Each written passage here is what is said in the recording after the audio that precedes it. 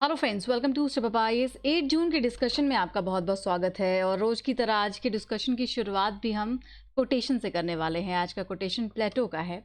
Good people do not need law to tell them to act responsibly while bad people will find a way around the law.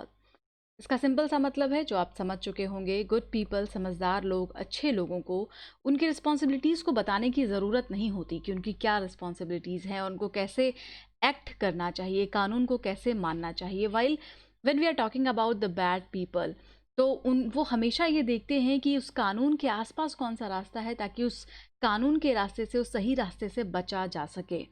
तो ऐसे quotations को use हम कहाँ पे कर सकते हैं? ऐसे राइटिंग में कर सकते हैं, वहाँ पर जब करप्शन जैसे मुद्दे पर आपसे ऐसे लिखने को पूछा जाए। पेपर 4 एथिक्स में ऐसे कई सारे टर्म्स आपको आ जाते हैं और कई बार ये स्टेटमेंट डायरेक्ट हो सकता है, चूँकि प्लेटो का स्टेटमेंट है और काफ़ी एथिकल स्टेटमेंट के टर्म्स में आपसे पूछा जा सकता है। तो इसका जो एक्सप्लेनेशन है वो आपको अपने दिमाग में सेट करते हुए चलना है, ठीक है?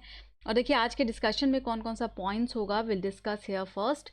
कोटेशन हम देख चुके हैं। इसके बाद इंपॉर्टेंट पॉइंट्स हमेशा की तरह, बैकग्राउंडर जिसको आप जानते हैं, और आपको बता दें it is a basic all about. जब हम आर्टिकल की शुरुआत करते हैं तो उसके पहले हम बेसिक्स जानते हैं। उस आर्टिकल में आने वाले जो की वर्ड आपको मिलेंगे, जैसे कि आर्टिकल है relying on India, doubling farmer income, GST से जुड़ा हुआ। ये जो 3 आर्टिकल हैं, इसके जो बेसिक फैक्ट्स हैं जो बार बार यूज़ हो रहे हैं आर्टिकल में, हम उसको बैकग्राउंड या बेसिक्स के तौर पर पहले ही देख लेते हैं और फिर आर्टिकल को डिस्कस करते हैं।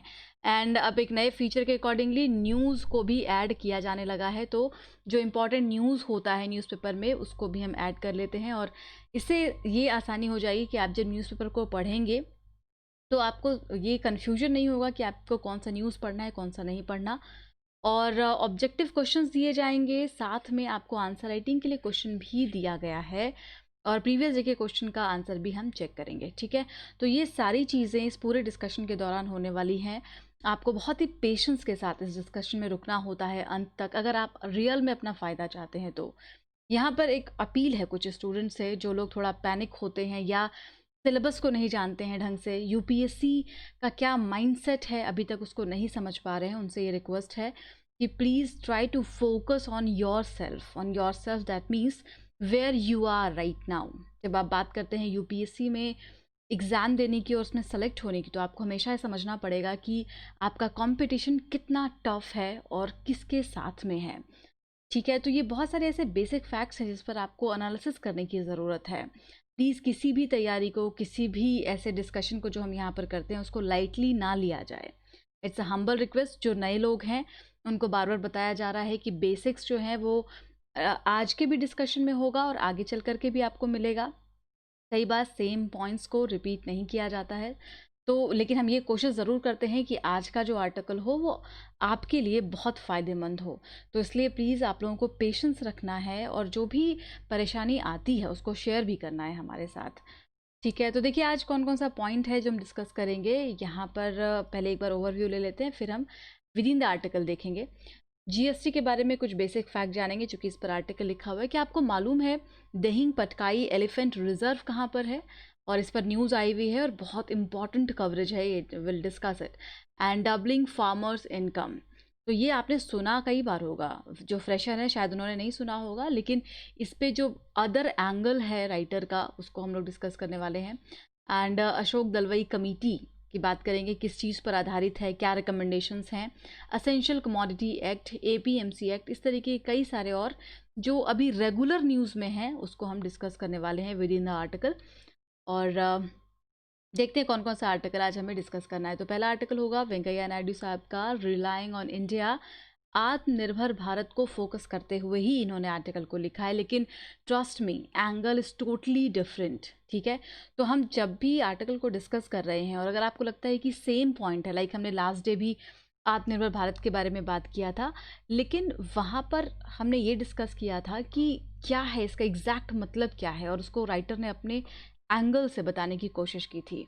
क्योंकि मैंने पहले भी कहा है, जब vice president, president, prime minister, chief minister ये लोग आर्टिकल लिखते हैं तो हमें उसको ज़रूर पढ़ना चाहिए, बिकॉज उनके जो लाइंस हैं, उनके जो सेंटेंसेस हैं, उनको आप एग्जैक्टली कोट कर सकते हैं।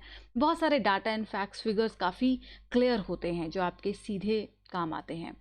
ठीक है, दूसरा आर्टिकल होगा अशोक गुलाटी जी का, और ये आर्टिकल है डबलिंग फार्मर इनकम से जुड़ा हुआ एक नया एंगल कि कैश ट्रांसफ़र करना कितना सही होगा, क्या कैश ट्रांसफ़र करने से जो ये टारगेट है फार्मर्स के इनकम को डबल करने का, will achieve it, government will achieve it. तो इस पर इन्होंने बहुत अच्छे से बहुत सारे डाटा इन फैक्ट्स के साथ आर्टिकल को लिखा है। ठीक है, and third article will discuss about GST building state capacity. तो अभी क्या क्या परेशानी स्टेट को झेलना पड़ रहा है because of the implementation of GST, उसका एक दो एंगल आप जानते हैं, और एक तीसरा एंगल आज यहाँ पर हम डिस्कस करने वाले हैं। ठीक है, न्यूज़ में देखिए कौन कौन सा न्यूज़ होने वाला है। नेशनल पर देखेंगे बीआरओ से जुड़ा हुआ न्यूज़ है, असम से जुड़ा हुआ न्यूज़ है, काफ़ी इंपॉर्टेंट है ये। इकोनॉमी में कोल इम्पोर्ट डाउन हुआ है फिर अप हुआ है, इसको हम देखेंगे। एंड डायरेक्ट टैक्स का क्या हिसाब किताब है पूरे देश में इस बार, उस पर हम डिस्कस करने वाले हैं। एंड इंटरनेशनल न्यूज़ में यूएस में जो प्रॉब्लम अभी चल रही है, will discuss that also. Reform के लिए लोग डिमांड कर रहे हैं। एंड आंसर राइटिंग के लिए क्वेश्चंस देख लेते हैं। ठीक है, तो आज टोटल 4 क्वेश्चंस आपको दिए गए हैं।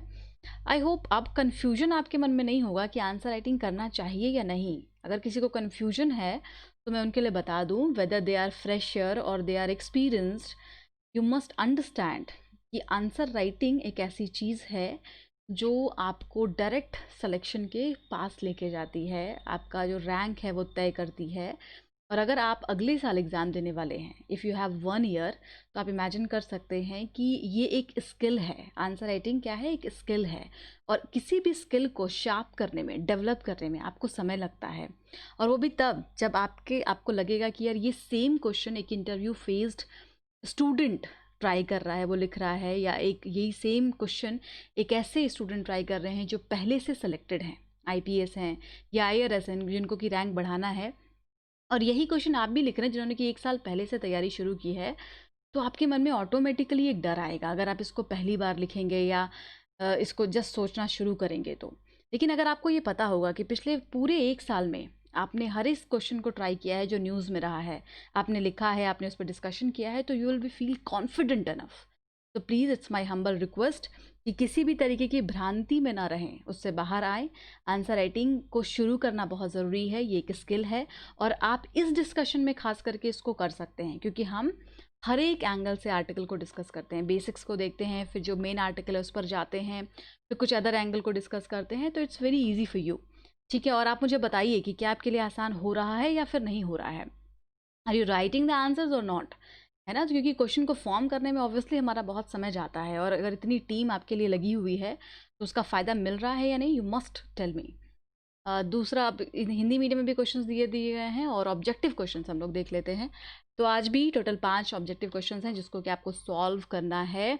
तो इन सब टॉपिक पर जब आप जाएंगे तो फोकस कीजिएगा, सोक दलवई कमेटी। फिर दूसरा क्वेश्चन है आत्मनिर्भर अभियान पर, और ठीक है, और आगे देखते हैं चाइना से जुड़ा हुआ एक क्वेश्चन होगा जो बेसिक्स पर है। हम कई बार इन आर्टिकल को डिस्कस कर चुके हैं। एपीएमसी मार्केट पर क्वेश्चन आपसे पूछा गया, और पांचवा भी एपीएमसी मार्केट के स्टैट्यूट पे है। तो इन क्वेश्चंस पर आप थोड़ा फोकस करेंगे जब इनके बारे में डिस्कस कर रहे होंगे। ठीक है, ये जानकारी कोचिंग से जुड़ी हुई है। आप में से कुछ लोग अगर इस प्रोग्राम में आना चाहते हैं तो यहाँ पे हर तरीके का कोर्स अवेलेबल होता है, जैसे कि फुल कोर्स जिसको आप फाउंडेशन कोर्स कहते हैं, या कोई फ्रेशर है जिसने अभी जस्ट इस वीडियो को देखना शुरू किया है, उनके लिए बता दें कि जो इंस्टीट्यूट है स्टेप अप आइज वो मुखर्जी नगर में है। अगर आप दिल्ली आने का प्लान कर रहे हैं तो आप इस गिवन कॉन्टैक्ट नंबर पे अप्रोच कर सकते हैं, 7500694419। यहाँ पर आपको काउंसलिंग भी दी जाती है कि व्हाट यू शुड डू और कैसे प्रिपरेशन करनी चाहिए। अगर आप खुद से तैयारी करने के बारे में सोच रहे हैं तब भी आपको गाइड किया जाएगा, और जो भी कोर्सेज हैं उनके बारे में आप जानकारी इस कॉन्टैक्ट नंबर पर ले सकते हैं। ठीक है, आइए डिस्कशन स्टार्ट करते हैं। रिलाइंग ऑन इंडिया, काफ़ी अच्छा आर्टिकल लिखा है हमारे vice president M Venkaiah Naidu साहब ने, और इसमें इसको हम कहाँ से एसोसिएट करेंगे? सिलेबस में जीएस पेपर 3 में एसोसिएटेड होगा। ठीक है, इंडियन इकोनॉमी एंड इस इश्यूज़ वाले सेक्शन से। अब आइए बैकग्राउंडर देखते हैं। बैकग्राउंडर का ही मतलब यहाँ पर बेसिक से है, इसको मैंने आज स्पेसिफिकली लिख दिया है बिकॉज बहुत सारे लोग कंफ्यूज हो रहे थे। तो आइए, एपीएमसी का जिक्र है आर्टिकल में, एसेंशियल कमोडिटी एक्ट का जिक्र है, उसके बारे में पहले जान लेते हैं कि ये क्या है। एपीएमसी की बात करें तो ये क्या है, हमने लास्ट डिस्कशन में भी 6 जून वाले डिस्कशन में आपको बताया था, एक बार फिर से मैं आपको बता देती हूँ। इसका फुल फॉर्म पहले याद रखिएगा, एग्रीकल्चर प्रोड्यूस मार्केट कमेटी, ठीक है, एपीएमसी। और ये एक मार्केटिंग बोर्ड स्टैब्लिश करता है जिसमें कि फार्मर के वेलफेयर के लिए कोशिश की जाती है कि फार्मर का फ़ायदा जो ट्रेडर्स है वो ना उठाएं, जो बड़े बड़े रिटेलर्स हैं वो उनको एक्सप्लॉइट ना करें या उनका एक्सप्लॉइटेशन ना हो। तो इसके लिए एपीएमसी को बनाया गया है। यहाँ पर कुछ मैंडेटरी प्रोविजंस हुआ करते थे, जैसे कि मंडी में जाना ही है, वहीं पर जा कर के अपने प्रोड्यूस को सेल करना है। फार्मर के लिए अपने प्रोड्यूसर्स को एपीएमसी मार्केट में लेकर के जाना कंपलसरी हुआ करता था। फिर यहाँ पर लोगों को लाइसेंस रखना पड़ता था, जो ट्रेडर्स हैं उनके पास लाइसेंस होना चाहिए। वो एक लिमिट से ज़्यादा जो ग्रेन है उसको होल्ड नहीं कर सकते, ख़रीद नहीं सकते थे। तो ये सारी जो कानून है, रेगुलेशंस इस एपीएमसी एक्ट में हुआ करती थी, जिसको कि हाल ही में रेगुलेट किया गया है, ध्यान दीजिएगा। बट इसका बेसिक्स आपको मालूम होना चाहिए। इसका उद्देश्य क्या था? इसका उद्देश्य जाहिर तौर पर था कि फार्मर को इनकम को इंश्योर करना और उनके को एक्सप्लॉइटेशन से बचाना इनका उद्देश्य था। बिफोर इंडिपेंडेंस भी इस तरीके के कानून थे, जहाँ पर जो ब्रिटिश रूलर हुआ करते थे वो लोग उस समय में जब कॉटन का काफ़ी ग्रो होता था, कॉटन सप्लाई बहुत होता था, तो उसके लिए स्पेसिफिकली कानून रखे जाते थे। फिर इंडिपेंडेंस के बाद भी इसको देखा गया कि जो ये किसान हैं वो काफ़ी प्रॉब्लम फेस करते हैं because of the money lenders और जो भी हाई अथॉरिटीज़ हैं उनकी वजह से। तो ये ज़रूरत महसूस की जा रही थी कि कैसे फार्मर्स को प्रोटेक्ट किया जाए।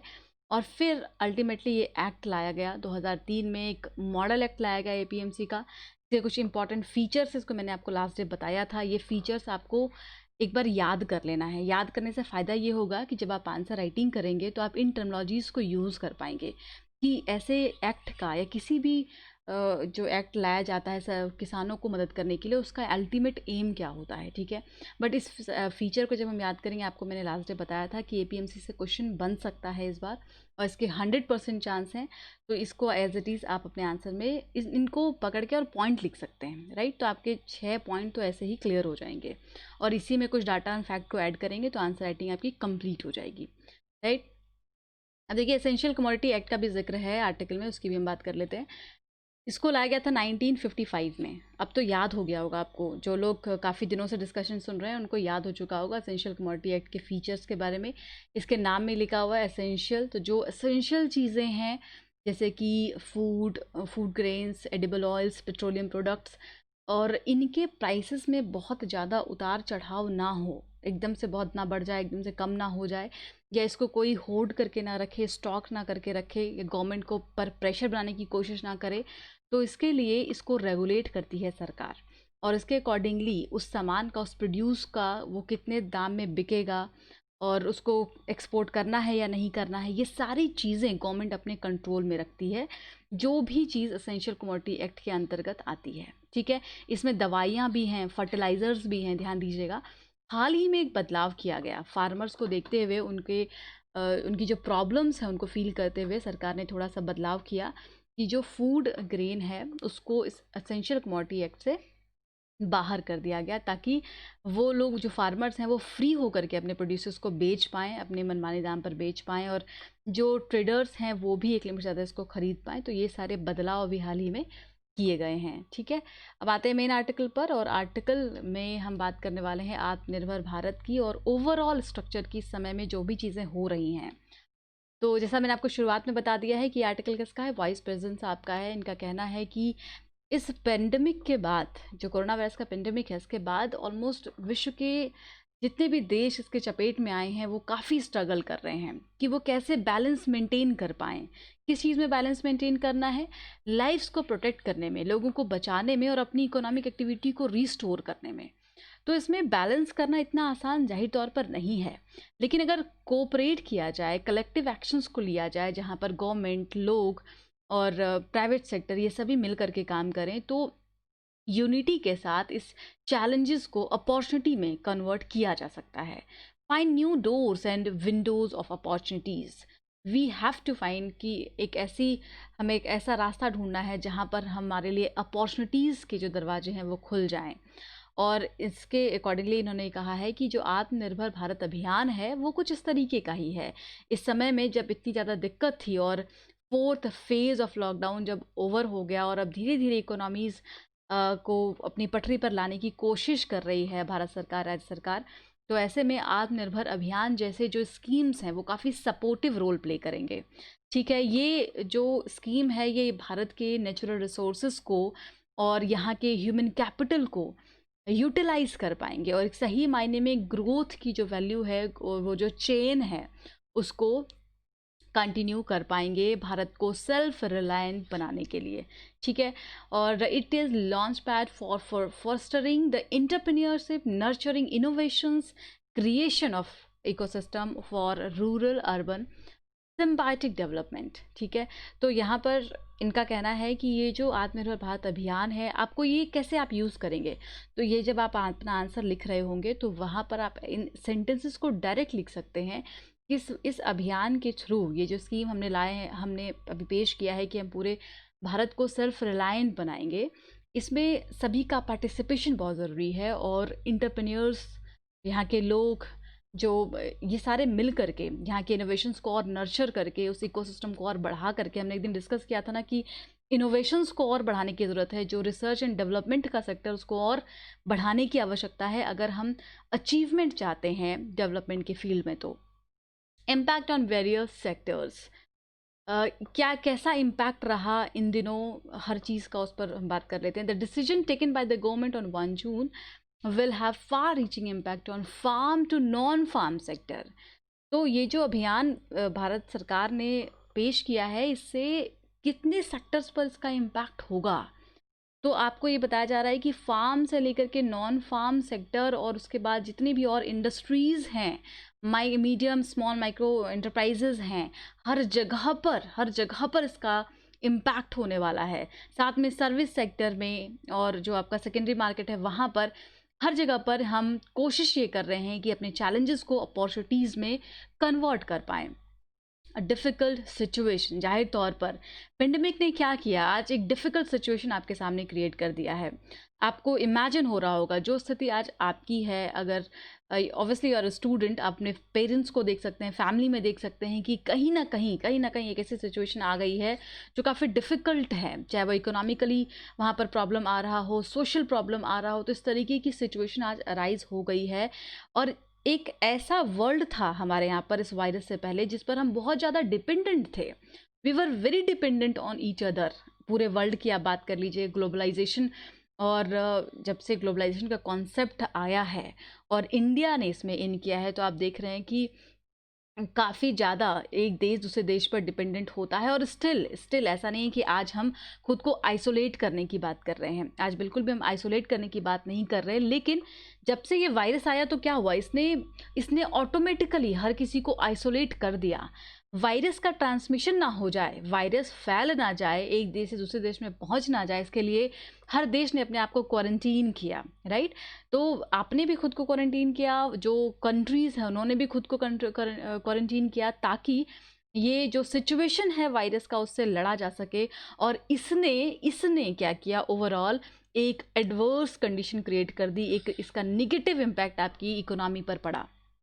ठीक है, thanks for the visionary national leadership का कहना है कि बहुत अच्छी बात है कि इतने के बावजूद भी, इतना वर्स कंडीशन होने के बावजूद भी आपकी सरकार मतलब आपका सेंट्रल गवर्नमेंट, स्टेट गवर्नमेंट और ख़ास करके इतनी एनर्जेटिक पीपल जिनके अंदर इतनी एनर्जी है, आज भी इतना मोटिवेशन है कि वो आगे बढ़ सकते हैं, वो काम कर सकते हैं और वो जीत सकते हैं, उन सभी के कोऑपरेशन से ये जो स्टॉर्म है इतना बड़ा, और इसने जो इतना सिचुएशन ऐसा एडवर्स कर दिया है और इतना कॉम्प्लिकेटेड बना दिया है, उससे लड़ने के आज हम काबिल हैं और हम उसके बारे में सोच रहे हैं कि वी कैन डिफीट इट। और इसके पीछे जो 3 की फैक्टर है वो कौन कौन है, आपके गवर्नमेंट हैं, आप खुद हैं यानी कि पीपल हैं, और जो प्राइवेट सेक्टर का हेल्प है आपके लिए वो भी है। ठीक है, so the virus threat and the size of the population, the hard reality, the acute shortage of basic requirements। अब देखिए, जब से वायरस फैलना शुरू हुआ तो हमने शुरुआत में क्या क्या चीज़ों को फेस किया, जो असेंशियल चीज़ें थी, असेंशियल चीज़ें उस वायरस को रोकने के लिए, जैसे कि मास्क, वेंटिलेटर, पीपीई किट, ये सारी चीज़ें आपके पास मौजूद नहीं थी, देश में मौजूद नहीं थी और इसके लिए काफ़ी ज़्यादा जद्दोजहद करना पड़ा, प्रोडक्शन को बढ़ाना पड़ा, इंपोर्ट करना पड़ा, ताकि जो एसेंशियल चीज़ें हैं एटलीस्ट वो हमारे पास आ जाएँ जल्द से जल्द।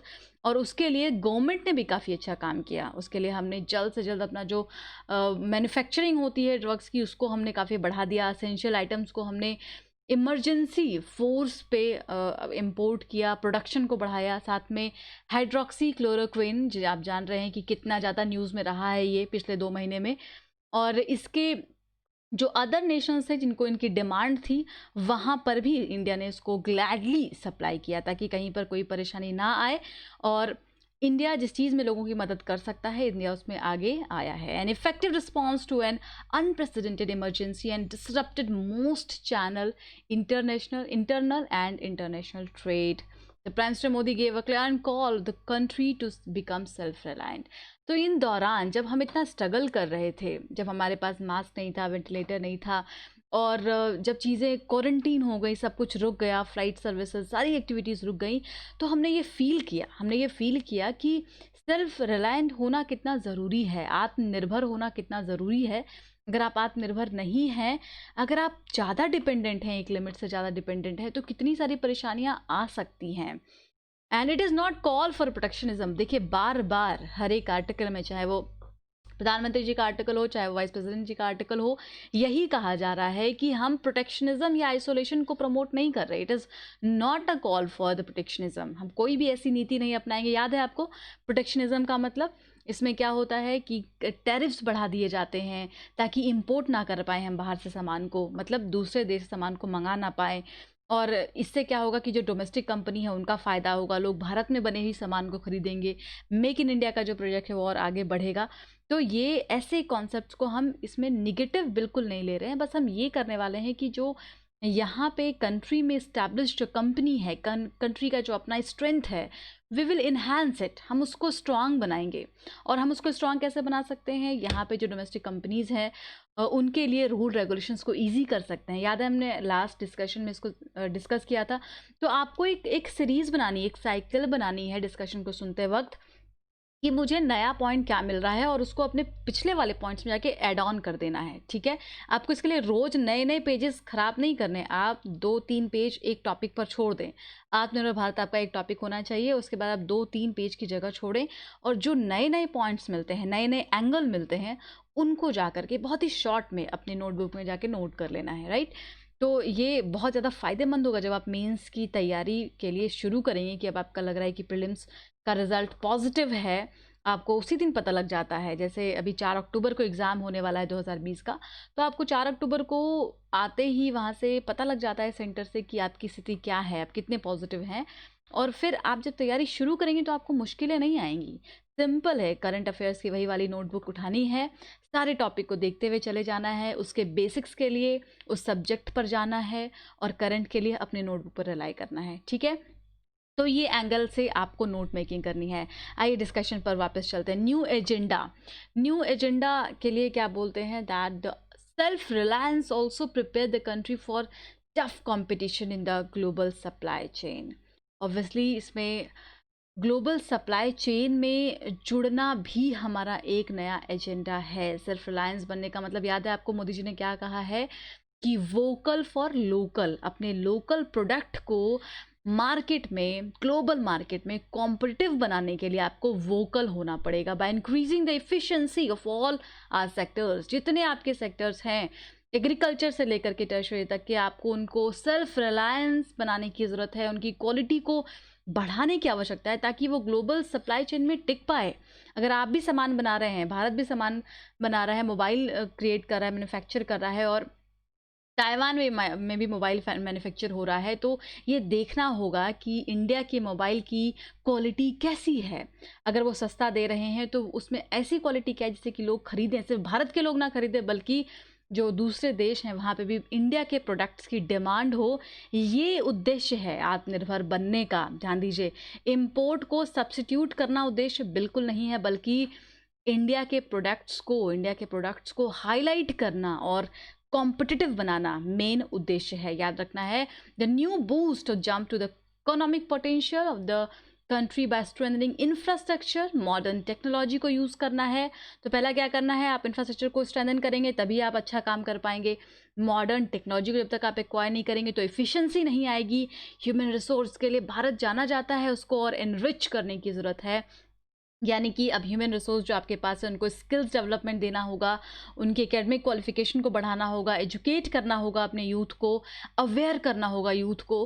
क्योंकि याद होगा जो यंग जनरेशन है उनमें एनर्जी होनी चाहिए, उनमें काम करने की वो ललक होनी चाहिए कि मुझे अपने आप को स्टेबल करना है। ये एक ऐसा समय होता है जहाँ पर आपको आलस भी उतना ही आता है। तो ऐसे में जो ह्यूमन रिसोर्स है ना बहुत ही क्वालिटेटिव होना चाहिए, प्रोडक्टिव होना चाहिए and creating robust supply chain. ये सारी इंपॉर्टेंट चीज़ें हैं जिसको कि हम इंक्लूड कर सकते हैं। Our country is blessed with. अब ये बताते हैं कि क्या क्या पॉजिटिविटी है आपकी कंट्री में। जब आपको, अब देखिए क्या आप इनको डायरेक्ट नहीं लिख सकते अपने आंसर में, तो बिल्कुल लिख सकते हैं। Our country is blessed with a vast array of natural resources. Bharat में नेचुरल रिसोर्सेज हैं जिसका कि हम यूज़ कर सकते हैं, और ये हमारी ये नेचर की एक ब्लेसिंग है इंडिया को। Huge demographic advantage. दूसरे देश लेबर को ढूंढते हैं, वो चाहते हैं कि जहाँ पर वो कंपनी लगाएं वहाँ पर उनको सस्ते में लेबर मिल जाए। लेकिन भारत में तो ये एक इतनी अच्छी बात है कि इस समय में डेमोग्राफिक एडवांटेज भारत के पास है। और अंडर 35 ईयर जो पॉपुलेशन होता है, इसकी बहुत ज़्यादा डिमांड होती है, वो भारत के पास अभी बहुत ज़्यादा है। लार्ज फार्मिंग कम्युनिटी, वहीं लार्ज फार्मिंग कम्युनिटी है भारत में जो जो इतने अच्छे से फूड सिक्योरिटी प्रोवाइड कर रही है हम लोगों को कि हमें बिल्कुल सोचने की ज़रूरत नहीं है फूड क्राइसिस के बारे में। आज जब ये कोरोना वायरस पेंडेमिक है तो आप देखिए दूसरे देशों में, खास करके अफ्रीकन कंट्रीज़ में कितनी ज़्यादा परेशानी है। वहाँ पर कई सारी परेशानियों के साथ एक ये परेशानी भी है कि लोगों के पास फूड क्राइसिस है। लेकिन इंडिया में आज क्या है, फूड सरप्लस है। क्राइसिस तो बहुत दूर की बात है। तो ये पॉजिटिव फैक्ट हुआ ना। Dynamic captain of industries who are creating world class institutions. अभी हम इसका जिक्र करेंगे, इसमें बहुत सारे एग्जाम्पल आपको मिलने वाले हैं कि कैसे कैसे भारत की बहुत सारी कंपनियों ने एक वर्ल्ड क्लास इंस्टीट्यूशन को क्रिएट किया है और दूसरे लोगों के लिए इन्होंने एक पाथ क्रिएट किया है, रोड मैप क्रिएट किया है। We need to make the connection between these standards and the fabric of a new India. तो अब किस चीज़ की ज़रूरत है कि ये जो पॉजिटिविटी है भारत की, जो ब्लेसिंग्स हैं, इनके बीच में एक कनेक्शन क्रिएट कर दिया जाए, तभी हम एक श्रेष्ठ और एक आत्मनिर्भर भारत बना सकते हैं। All set to become global brands. अब देखिए आपको कैसे डायरेक्ट फैक्ट्स मिल रहा है। आप जानेंगे कि इंडिया की ऐसे कौन कौन सी चीज़ है जिसकी डिमांड है और जिन्होंने अपना बहुत अच्छा नाम किया है पूरे विश्व में। 20 year ago Reliance had commission the world largest grass root refinery in record 36 month. Bajaj Auto is ranked as the world's fourth largest 3 and 2 wheeler manufacturer. तो बजाज ऑटो वर्ल्ड की चौथी लार्जेस्ट कंपनी में से एक है जो 3 और 2 व्हीलर मैन्युफैक्चरिंग करती है। अजीम प्रेम जी का नाम सुना होगा, विप्रो के फाउंडर हैं and India's foremost technology company, but has also been recognize as Asia's one of the most generous philanthropist. आपने इनका नाम सुना होगा, ये अपने सोशल वर्क के लिए बहुत ज़्यादा जाने जाते हैं। तो ये सारे अचीवमेंट्स हैं। इसके अलावा कई सारी और कंपनियां, हिंदुस्तान यूनिलीवर, लासेंटाबो, एल&टी के नाम से आप जानते हैं, among the world's top 100 innovative companies listed in a Forbes 2018 rank. अब बहुत सारे लोग जो हमेशा भारत के बारे में नेगेटिव सोचते हैं, आप में से भी होंगे उसमें 2-3 लोग, उनको ये सारे फैक्ट काफ़ी हेल्प पहुंचाएंगे। जब आप आंसर लिखते हैं ना तो आप निगेटिव लिखते चले जाते हैं बहुत सारे लोग, तो आपको ये आइडिया नहीं लगता कि अच्छा कुछ अच्छाई भी है हमारे भारत में। तो ये फैक्ट आपको काफ़ी हेल्प करेगा अपने आंसर राइटिंग को सुधारने में। एक और रिक्वेस्ट है, आप जब आंसर लिखते हैं तो उसको खुद से पढ़िए ज़रूर। आपको खुद रियलाइज़ होगा कि आपके आंसर की क्वालिटी आज क्या है। लेकिन हारिए मत। अगर आपको ये लगता है कि क्वालिटी आज बहुत अच्छी नहीं है तो आपको ये सोचना है कि कल मुझे इससे ज़्यादा अच्छी क्वालिटी पर जाना है, बिकॉज आपके पास पीछे मुड़ने का कोई रास्ता बचा ही नहीं है। अगर आपने तैयारी शुरू कर दी है यूपीएससी के लिए तो you don't have any other way, please go forward, this is the only way to achieve the level. ठीक है, तो ये बहुत अच्छी अच्छी बातें इन्होंने ओवरऑल करी हैं इस पूरे डिस्कशन के दौरान। वोकल फॉर लोकल का ये जो नारा लगाया है प्रधानमंत्री जी ने, ये भी उनको सपोर्ट करते हैं और सेल्फ रिलायंट इंडिया को बनने में ये जो स्टेटमेंट है ये बहुत हेल्प करेगा।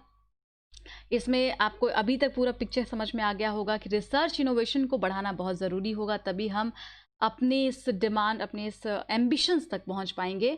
और लोगों को सही मायने में यूज़ करना, जो आपका डेमोग्राफिक एडवांटेज है, रिसोर्सेज का सही इस्तेमाल करना, ये सब कुछ आपको काफ़ी सेल्फ रिलायंट बनाने में मदद पहुंचाएगा, ये ओवरऑल कहना चाह रहे हैं। अगला आर्टिकल डिस्कस करेंगे अशोक गुलाटी जी का। ये कह रहे हैं कि आप सब्सिडी देने की बजाय कैश ट्रांसफ़र कीजिए। तो ये ऐसा क्यों कह रहे हैं, और डबलिंग फार्मर इनकम क्या है, इन सब के बारे में बात करेंगे। तो थोड़ा सा बैकग्राउंड यहाँ पर जान लेते हैं। देखिए, फार्मर को के इनकम को डबल करना है, इसका प्लान 2022 तक का रखा था सरकार ने, कि 2022 तक हम फार्मर के इनकम को डबल करेंगे। ठीक है, तो फार्मर का इनकम डबल कैसे हो सकता है, तो वो आपको सोचना है कि किस किस एंगल से हम सोचेंगे कि अगर हमें फार्मर के इनकम को डबल करना है तो उनकी मदद कैसे की जा सकती है। देखिए, यहाँ पे कुछ चीज़ों का जिक्र भी था। अशोक दलवई कमेटी को सेटअप किया गया था और उन्होंने बहुत सारे रिकमेंडेशंस दिए थे कि आपको क्या क्या करना चाहिए फार्मर के इनकम को बढ़ाने के लिए। तो एग्रीकल्चर आउटपुट में ऑब्वियसली इंप्रूवमेंट करने की ज़रूरत है, उनके प्रोडक्टिविटी को बढ़ाने की ज़रूरत है।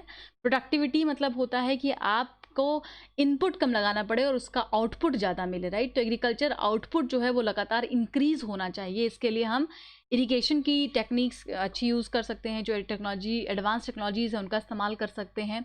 रिसोर्स यूज़ एफिशिएंसी और saving in the cost of production, cost of production को सेव करने की ज़रूरत है। रिसोर्स का सही इस्तेमाल होना चाहिए।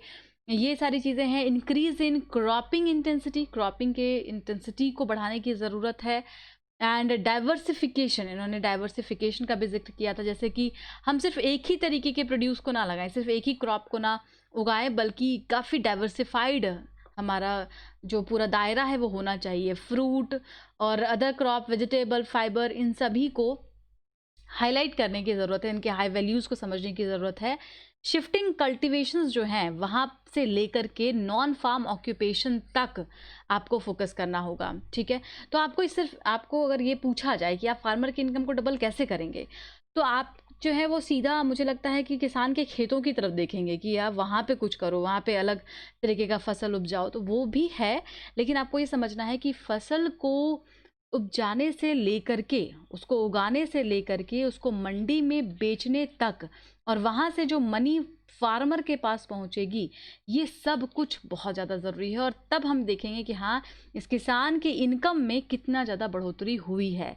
ठीक है, improvement in terms of trade for farmer और real price received by the farmer, कि रियल प्राइस फार्मर कितना रिसीव कर रहे हैं, इसके लिए हम क्या कुछ इम्प्रूव कर सकते हैं, ट्रेड की कंडीशन में क्या अच्छा कर सकते हैं। ये एक आप कह सकते हैं स्ट्रेटजी इस तरीके की सरकार की होनी चाहिए। तो जब आप आंसर राइटिंग करेंगे तो वहाँ पर इस तरीके से आप चार्ट बना सकते हैं। जैसे आपने सुना होगा ना, लोग कहते हैं फ्लो चार्ट बनाइए, पाई चार्ट बनाइए, डायग्राम्स बनाइए। तो आपको अभी से ही, please don't behave like fresher. याद रखिए, फ्रेशर को अगर सेलेक्ट होना है तो उसको ऐसे बिहेव करना पड़ेगा जैसे कि वो 2 बार इंटरव्यू दे चुका हो। इंटरव्यू दे चुका हो का मतलब ये बिल्कुल नहीं है कि आप ओवर कॉन्फिडेंस में चले आए। आपको ये सोचना है कि मैं ऐसा क्या सोचूं जो एक इंटरव्यू फेस्ड स्टूडेंट सोचता है। आपको इस तरीके के चार्ट को अपनी कॉपी में, अपने वही नोटबुक में लिखना है कि हम आखिर कैसे इंप्रूव कर पाएंगे। तो उनको इन्हांस करने के लिए, इनकम को इन्हांस करने के लिए हमें पहले ग्रॉस इनकम को बढ़ाने की ज़रूरत है। प्रोडक्शन ग्रोथ होना चाहिए, हायर प्राइसेस मिलने चाहिए, diversified farm and non farm activities. फिर रिड्यूस कॉस्ट, कॉस्ट को हम रिड्यूस कैसे करेंगे, तो इसके लिए जो परचेज होती है, सीड्स हम खरीदते हैं, क्रॉप्स वगैरह को उगाने के लिए जितनी भी चीज़ों की ज़रूरत होती है, उसकी कॉस्टिंग में कमी होनी चाहिए। एंड एक्सप्लॉइट द कॉम्प्लीमेंट्रीज एंड सब स्टेबलाइज द इनकम। तो इनकम जो है वो स्टेबलाइज होना चाहिए। इस तरीके का एक चार्ट आप बना सकते हो और इससे बेहतर भी बना सकते हैं, इसमें कोई दिक्कत नहीं है। अब आइए हम लोग आर्टिकल पर चलते हैं। जीएस पेपर 2 में आ जाएगा ये, government policies and it's intervention. और इसमें मेन आर्टिकल पे चलते हैं। मेन आर्टिकल पे क्या कहा गया है, good news for economic front. देखिए, इतने दिनों से आपने काफ़ी सारे बैड न्यूज़ ही सुने हैं इकोनॉमी को लेकर के। एक गुड न्यूज़ है, तो क्या है वो न्यूज़, वो जान लेते हैं। ड्यूरिंग द फर्स्ट ईयर, जब जो प्रेजेंट गवर्नमेंट है उनका सेकेंड टर्म शुरू हुआ, उसके पहले साल में काफ़ी कुछ क्राइसिस को झेलना पड़ा। ठीक है, खास करके इकोनॉमिक क्राइसिस को। एग्रीकल्चर की बात करें तो agriculture and right sector registered a growth of 4%, growth 4% तक रजिस्टर किया गया। And this is commendable specially when with a growth of overall GVA in economy 3.9%. तो अभी ओवरऑल जो देखा गया इसके पहले तक का, तो 2020-21 की अगर हम बात करते हैं, अभी आप देखिए सारे सेक्टर में काफ़ी निगेटिव ग्रोथ है, ठीक है, जो एक्सपेक्टेड है, एक्सपेक्टेशंस जो हैं वो निगेटिव ग्रोथ पर है। लेकिन एग्रीकल्चर एक ऐसा सेक्टर है, ध्यान दीजिए, जो पॉजिटिव ग्रोथ को शो कर रहा है। 2.5% तक एग्रीकल्चर का ग्रोथ रहेगा, यानी कि पॉजिटिव में रहेगा। ये क्रिसिल का डाटा है और इसको ही पॉजिटिव न्यूज़, गुड न्यूज़ आपके लिए कहा जा रहा है, ठीक है। कंट्रीब्यूशन ऑफ एग्रीकल्चर, भाई एग्रीकल्चर का क्या कंट्रीब्यूशन है आपके लाइफ में, आपकी सोसाइटी में, आपकी इकोनॉमी में, ये जानना बहुत ज़रूरी है।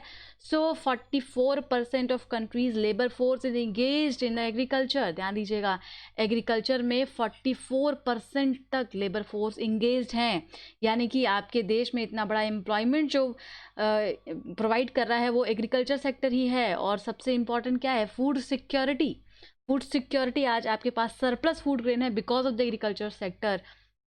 सबका साथ, सबका विकास, सबका विश्वास विल नॉट बी पॉसिबल।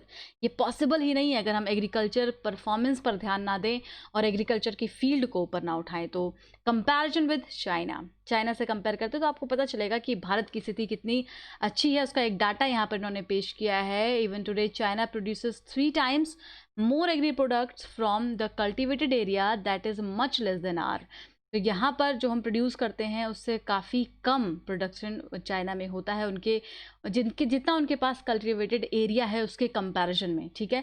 मतलब भारत के पास जो कल्टिवेटेड लैंड है वो कम है, प्रोडक्शन ज़्यादा है एज़ कम्पेयर टू चाइना, ठीक है। दूसरा कंपैरिजन ये करते हैं कि यहाँ पर जो माइग्रेशन होता है उसमें, वहाँ पर डिमांड पुल माइग्रेशन होता है चाइना में, लेकिन यहाँ पर द पुश फैक्टर, बिकॉज यहाँ पर अगर माइग्रेशन होता है तो उसको हम एक पुश फैक्टर की तरह समझ सकते हैं। बिकॉज अगर ज़्यादातर लोग एग्रीकल्चर पर ही डिपेंड हो जाएंगे तो फिर एग्रीकल्चर सेक्टर इतना ज़्यादा दबाव, इतना भार उठा नहीं सकता। तो जब माइग्रेशन होता है तो वो उसको एक सपोर्टिव रोल प्ले करता है पॉपुलेशन को वर्क प्रोवाइड करने में, और ये एक पॉजिटिव सेक्टर है भारत के लिए। रिसेंट रिफॉर्म क्या क्या है? रिसेंट रिफॉर्म आपको पता है, हमने डिस्कस भी किया है। APMC एक्ट और एसेंशियल कमोडिटी एक्ट में रिफॉर्म लाया गया है सरकार के द्वारा। इसको हमने बेसिक्स में जान लिया है कि इसके बारे में आपको फैक्ट्स मैंने बता दिया है कि क्या क्या चीज़ें हैं, और ये काफ़ी सपोर्ट कर रहा है आज खास करके फार्मर्स को, और उनको उनके इनकम को बढ़ाने में भी सीधे तौर पर ये मदद करने वाला है जो रिसेंट रिफॉर्म किए गए हैं। इसके अलावा देखिए क्या रिफॉर्म किया गया है, जो प्राइवेट सेक्टर इन्वेस्टमेंट है उनको भी इनवाइट किया जा रहा है, और ये इनका ये उम्मीद है कि आगे इसको लाया जाए, क्योंकि स्पेस सेक्टर के लिए हमने प्राइवेट सेक्टर को ओपन कर दिया, हमने अलाउ कर दिया, वैसे ही एग्रीकल्चर में भी हमें अलाउ कर देना चाहिए। हाल ही में एक और बदलाव आया है, ऑर्डिनेंस रूट के थ्रू ये ऑर्डिनेंस लाया गया है ताकि कॉन्ट्रैक्ट फार्मिंग वगैरह जो होती है वहाँ पर इसको लिबरलाइज किया गया है, ठीक है।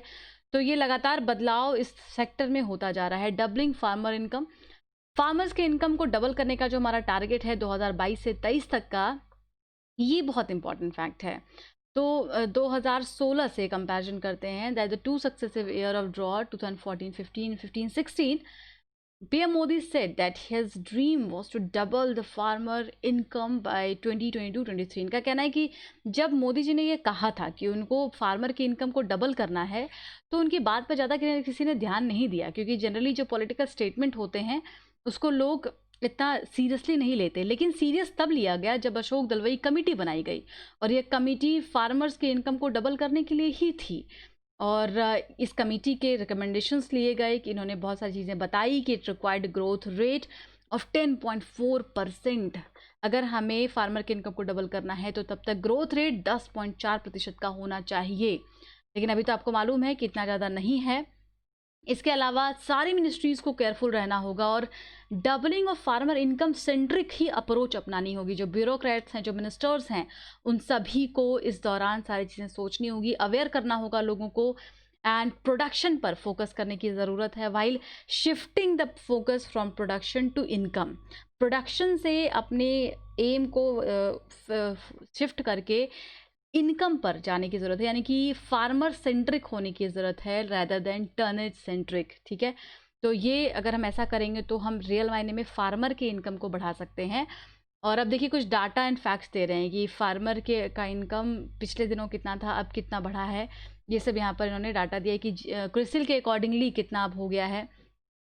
देखिए वैसे तो कोई ऑफिशियल डाटा अभी 2015-16 के बाद का नहीं है, इसके पहले डाटा था कि कितना एग्री जीडीपी टोटल कितना है, क्या टोटल प्रोडक्शन हुआ है, लेकिन इसके बाद कोई डाटा नहीं है। लेकिन अगर हम 2002-3 से लेकर के 2015-16 तक कैलकुलेट करते हैं ग्रोथ इन फार्मर कि कितना ग्रोथ रेट रहा, तो हमें फार्मर के इनकम को डबल करने में कितना और गोल अचीव करना पड़ेगा ये पता चल जाएगा। ठीक है, क्रिसिल के अकॉर्डिंगली बताया गया that the agriculture eight 2.5% and even if one assume agri growth to be around 4% annum for the next 2 year, the 7-year period are likely to the annual growth going to be around 4.2%। ठीक है, लेकिन अगर हम अभी देखते हैं तो अभी की स्थिति में जो ग्रोथ रेट है वो काफ़ी कम है, और अपने टारगेट को जो हमारा टारगेट है 2022 से 23 में इनकम को डबल करने का किसानों के, वो हम अचीव करने के बहुत पीछे हैं, और हम अभी 50% भी अपने टारगेट को अचीव नहीं कर पाए हैं। और यहाँ पर एक सुझाव देते हैं कि but if direct income transfer, अगर पीएम किसान के थ्रू, इस स्कीम के थ्रू किसानों को डायरेक्ट इनकम ट्रांसफ़र किया जा रहा है, तो ये एक कंट्रीब्यूशन है इसी फील्ड में। The shortfall from the target will be much less, लेकिन हाँ ये बहुत कम है, क्योंकि जो आप अमाउंट पे कर रहे हैं, 6,000 रुपये आप दे रहे हैं, वो बहुत ज़्यादा नहीं है। And PM can convert food and fertiliser subsidy, यहाँ पे सुझाव क्या है कि जो फूड और फर्टिलाइज़र सब्सिडी आप देते हैं उसको आप डायरेक्ट कैश ट्रांसफ़र कर दीजिए किसानों के अकाउंट में। ये काफ़ी बड़ा रोल प्ले करेगा आपके इस अचीव में, जो ये आपका एम्बिशन है उसको पूरा करने में। अगला आर्टिकल डिस्कस करेंगे, building state capacity, GS paper 2 government policies intervention. GST की बात यहाँ पर हो रही है, थोड़ा सा बैकग्राउंड देख लेते हैं। आपको मालूम है कब इम्प्लीमेंट किया गया था? 2017 में 1 जुलाई को जीएसटी इम्प्लीमेंट किया जाता है। एक बहुत बड़ा इकोनॉमिक रिफॉर्म बहुत सालों के बाद भारत में होता है। 101 यानी कि ये 101 कॉन्स्टिट्यूशन अमेंडमेंट एक्ट था, ये आपको बेसिक फैक्ट याद रखना है। 2016 में ये अमेंडमेंट किया गया था। A largest number of central state indirect tax merged into the single tax, यानी कि one nation one tax policy को भारत में इम्प्लीमेंट कर दिया गया 2017 में। यहाँ पे सरकार ने, सेंट्रल गवर्नमेंट ने ये प्रॉमिस किया है स्टेट गवर्नमेंट से कि उनका जो भी रेवेन्यू शॉर्टफॉल होगा उसको वो कंपनसेट करेंगे, तो उसके लिए कंपनसेशन सेस को भी लागू किया गया है। तो ये बेसिक्स बातें हैं जीएसटी की, आपको पता होनी चाहिए। आइए आर्टिकल पर चलते हैं। आपको मालूम होगा कि बहुत सारे आर्टिकल में हमने डिस्कस किया है कि जीएसटी की वजह से स्टेट का ये मानना है कि उनका जो रेवेन्यू है वो काफ़ी नीचे हो गया है, काफ़ी कम हो गया है, और रेवेन्यू कलेक्शन कम होने की वजह से उनको बहुत सारी कठिनाइयों का सामना करना पड़ रहा है। साथ में जो कंपनसेशन सेस के अभी हमने जिक्र किया, उसके अकॉर्डिंगली भी जो अमाउंट है वो स्टेट तक नहीं पहुंच पा रहा। तो लगातार जो राज्य सरकार है वो सेंट्रल गवर्नमेंट से यही रिक्वेस्ट करिए कि आप जो आपका जो प्रॉमिस है आप उसको पूरा करें, और कंपनसेशन सेस को जो अमाउंट है उसको आप ट्रांसफ़र करें। अब ये रेवेन्यू का शॉर्टफॉल कैसे हुआ, क्या हुआ, इस पर बात करते हैं। रेवेन्यू काफ़ी लॉस्ट हो गया स्टेट का, क्योंकि सारे टैक्स को एक साथ मिला दिया गया, जैसे कि central sales tax, entry tax, purchase tax, ये सब स्टेट गवर्नमेंट के पास आता था, वो कलेक्ट करती थी। अब ये इसके ख़त्म होने से स्टेट को काफ़ी दिक्कत होने लग गई, क्योंकि आपको मालूम हुआ एक दो चीज़ और कि जीएसटी जो है वो डेस्टिनेशन बेस्ड टैक्स है। ठीक है, डेस्टिनेशन कहाँ है? जहाँ पर कंज्यूमर है वो डेस्टिनेशन है। अब वहाँ पर जब टैक्स मिलेगा तो जो प्रोडक्शन कर रही है स्टेट, जिस स्टेट गवर्नमेंट का प्रोडक्शन हो रहा है वहाँ पर उस स्टेट को पैसे नहीं पहुँच पा रहे हैं। ये दिक्कत इसमें सबसे ज़्यादा आ रही है। तो सर्विस रेवेन्यू काफ़ी कम है, और क्योंकि सर्विस सेक्टर में बहुत अच्छा काम नहीं हो रहा है, वहाँ बहुत अच्छे पैसे नहीं आ रहे, इस वजह से सरकार के पास ऑलरेडी काफ़ी कम रेवेन्यू मिल रहा है। सो कर्नाटका का यहाँ पर एग्जांपल लिया गया है कि which has substantial service sector, these are either exported service or are in the exempted category, therefore do not contribute in the GST revenue। तो कर्नाटका की हालत बहुत ज़्यादा ख़राब है, इसके पीछे यही कारण है कि सर्विस सेक्टर की हालत वहाँ पर बहुत ज़्यादा ख़राब है, एग्जेम्प्टेड कैटेगरी में आते हैं, तो उनकी वजह से उनको रेवेन्यू नहीं मिल पाता। और इसके लिए क्या क्या सुझाव दिया जा रहा है, तो कहा जा रहा है कि स्टेट को जीएसटी के एस पर फोकस करने की ज़रूरत है, मतलब गुड्स एंड सर्विस टैक्स। तो आप जो राज्य सरकार हैं वो सर्विस पर फोकस करें, तब उनकी जो स्थिति है वो अच्छी हो पाएगी। and they can boost their GST revenue through better compliance once the economic revive. जब इकोनॉमी रिवाइव होगा, फिर से अपनी पटरी पर आएगा और वो सर्विस पर फोकस करेंगे, सर्विस सेक्टर पर, तो उनके यहाँ पर अच्छा खासा रेवेन्यू आ सकता है. Centre to this should be the task to building administrative capacity. बहुत सारे सुझाव दिए गए हैं कि जो एडमिनिस्ट्रेटिव कैपेसिटी है, सर्विस सेक्टर से जुड़े हुए जो भी प्रॉब्लम है उनको काउंटर करना चाहिए, टैक्सेशन से जुड़ी हुई जो भी समस्या है उनको ख़त्म करना चाहिए, कैपेसिटी बिल्डिंग को इंश्योर करना चाहिए, खास करके स्किल डेवलपमेंट है, ऑडिट जो करते हैं ऑफिसर्स उनका स्किल डेवलपमेंट हो गया, उनको अवेयर करना हो गया, सर्विस टैक्सेशन के प्रिंसिपल्स पर फोकस किया जाए. तो ये चीज़ें जहाँ पर सेंट्रल गवर्नमेंट अपना रोल प्ले कर सकती है ताकि स्टेट का रेवेन्यू बढ़ सके, उनको ये करना होगा. एंड एरिया ऑफ रिफॉर्म, जहाँ जहाँ पर रिफॉर्म लाने की ज़रूरत है उसमें रिफॉर्म किया जाना चाहिए. तो किस एरिया में रिफॉर्म लाना है, सेकेंड ये बताते हैं कि functional reorganization of the commercial tax department of state, especially in the area of compliance verification. जब ये वेरिफिकेशन होता है किसी डिपार्टमेंट के द्वारा, खास करके टैक्स डिपार्टमेंट में जो रिफॉर्म होना चाहिए उसको रिफॉर्म करने की ज़रूरत है. Return security, audit, anti evasion, इन सब कानूनों को फिर से देखा जाए.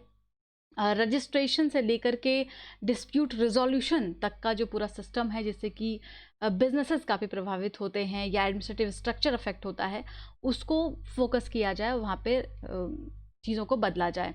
कोऑपरेटिव एक्शन लाने की ज़रूरत है, कोलैबोरेटिव एफर्ट होना चाहिए स्टेट और सेंटर के बीच में.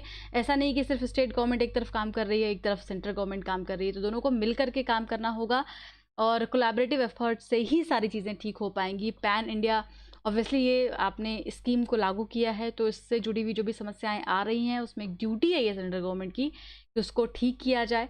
And CBIC, which was earlier handling the audit function, could share their audit experience with the state. तो स्टेट के साथ वो अपना एक्सपीरियंस शेयर कर सकते हैं कि किस तरीके से ऑडिट होना चाहिए, क्या टोटल नॉर्म्स वगैरह होने चाहिए. तो ये सारे सुझाव दिए गए हैं इस पूरे आर्टिकल में. Reform in difficult times are not easy. अब यहाँ पे थोड़ा सरकाज़म है ये कि GST का जो इम्प्लीमेंटेशन हुआ ये बहुत अच्छा रिफॉर्म है, नो डाउट, लेकिन ये जो इतना बड़ा स्ट्रक्चरल रिफॉर्म ये हुआ, क्या उस रिफॉर्म को लाने का समय सही था? तो कई बार जब हम डिफ़िकल्ट समय में रिफॉर्म करते हैं तो वो इजी नहीं रह जाता, और अगर हम उसको इजी बनाना चाहते हैं तो फिर हमें इंस्टीट्यूशनल रिफॉर्म पर भी फोकस करना चाहिए और उससे जुड़े हुए जितने भी सेक्टर अफेक्ट होते हैं सब जगह पर फोकस करने की ज़रूरत होती है. GST काउंसिल बनाया गया है ताकि वो हर चीज़ को एनालिसिस कर सके, देख सके कहाँ पर कितना टैक्स लगा है, कहाँ पर किसको कम ज़्यादा करने की ज़रूरत है. तो कहते हैं जो प्रेसिडेंट का आइडिया है, अभी रिसेंट आइडिया कि एक स्टेट लेवल ग्रेवियंस काउंसिल बनाया जाए, ये बहुत ज़्यादा नहीं है, इसका काफ़ी लिमिटेड स्कोप है. तो ऐसे इंस्टीट्यूशन स्ट्रक्चर को और इफ़ेक्टिव बनाने की ज़रूरत है. एंड GST सेक्रेटेरिएट जो अभी नया स्टेट में बनाने की बात चल रही है कि स्टेट GST सेक्रेटेरिएट होगा, they will clearly to include joint compliance verification, जो मिलकर के इसका जो भी ग्रेवियंस रेडियल है उस पर काम करेंगे. And presently the collaboration in the state level between the centre state official is more dependent. अभी के टर्म में ऐसा है कि राज्य सरकार बहुत ज़्यादा डिपेंडेंट है सेंटर पर और इससे ज़्यादा हेल्प उनको नहीं मिल पा रही है. तो इसलिए इंडिपेंडेंट बनाना होगा सिस्टम को, स्टेट के पास इसके लिए अथॉरिटी देनी होगी, स्टेट पर इंस्टीट्यूशंस को इस्टेब्लिश करना होगा, तभी ये रिफॉर्म पॉसिबल हो पाएगा. आंसर राइटिंग के लिए क्वेश्चंस दिए गए हैं, आप ट्राई कीजिए, इनमें से आपको बहुत फ़ायदा मिलेगा. ऑब्जेक्टिव क्वेश्चन देख लीजिए, आज का है. पहला सवाल है, India is committed to increase farmer income by 2022. And दूसरा है, it is recommended by Ashok Dalwai committee. यहाँ पर आप इसको जोड़ लीजिएगा, डबलिंग फार्मर इनकम से जुड़ा हुआ ये क्वेश्चन है. दूसरा है, आत्मनिर्भर अभियान promotes public sector and denotes private sector.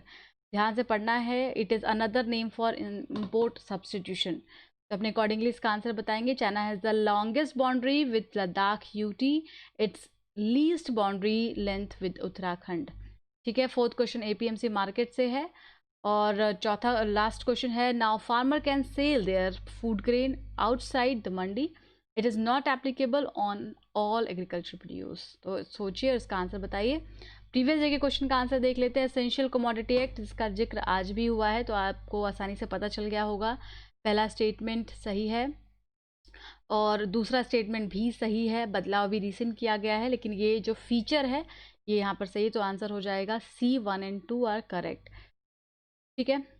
दूसरा क्वेश्चन पूछा गया था एपीएमसी मॉडल एक्ट 2003 से, आज भी हमने इसका जिक्र किया, तो ये सारे फीचर वहाँ पर लिखे हुए हैं एज इट इज़, का आंसर सी होगा, 1 2 3 4 एंड 5। तीसरा क्वेश्चन कोटा एंड लाइसेंसिंग राज से था, quota system prevalent in India. ये कोटा जो है एक नॉन टेरिफ ट्रेड बैरियर है, याद है आपको, हमने उस दिन जिक्र किया था, तो बिल्कुल सही स्टेटमेंट है ये। और दूसरा है restricting the import of commodity of specific quantity, बिल्कुल सही, आपको एग्जाम्पल भी याद आ गया होगा इसके लिए, तो ये सी इसका सही आंसर होगा। और चौथा क्वेश्चन पूछा गया है, यहाँ पे 3 स्टेटमेंट पूछे गए थे आपसे, और लाइसेंस राज पर ये सवाल है, इसमें तीनों ही स्टेटमेंट बिल्कुल सही हैं, सी होगा इसका आंसर। पांचवा क्वेश्चन है इंडिया एंड चाइना डिस्प्यूट को लेकर के, तो इतने दिनों से पूरा मामला चल रहा है, चाहे वो स्ट्रिंग ऑफ पर्ल डॉक्ट्राइन हो या फिर बॉर्डर डिस्प्यूट हो या सीपीसी हो, तो तीनों ही यहाँ पर बिल्कुल सही दिए हुए मुद्दे जो चाइना और इंडिया के बीच में डिस्प्यूट का मेन रीज़न है। ठीक है, तो आज के लिए इतना ही। Thank you so much. Discussion कैसा लगा ज़रूर बताइए, आंसर कीजिए कमेंट बॉक्स में, will feel good. Thanks a lot, keep studying, और बहुत अच्छे से पढ़ाई कीजिए, टाइम पास करने की कोई आवश्यकता नहीं है। अगर पढ़ ही रहे हैं तो ऐसी पढ़ाई हो कि बस आने वाला हर एक एग्ज़ाम आपका हो। Thank you so much, keep studying.